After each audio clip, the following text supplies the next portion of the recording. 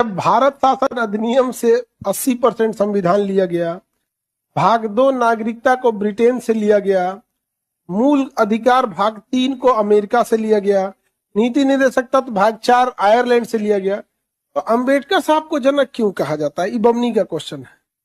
जब इसलिए कहा जाता है कि जो बाकी था सब तन उहो लायक नहीं था सब।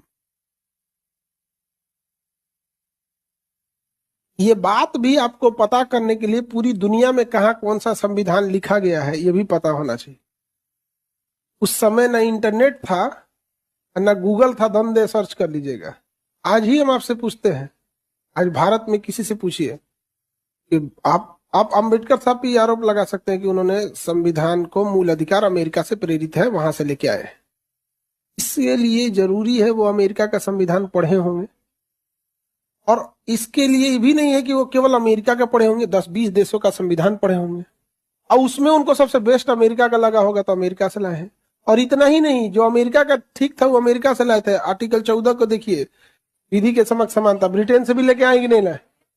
उस इंसान ने 10-20 देशों का संविधान पढ़ा, कंपेयर किए, उस कंपेयर करके किसमें से क्या क्या ले आना था वो लेके आए, इसलिए उन्हें जनक कहा जाता है। मैं खड़े उठा के लेके नहीं आए यहाँ पे, तो अपने तरह समझिए लोग कि ग्रेजुएशन सेकेंड ईयर में इसे देखना है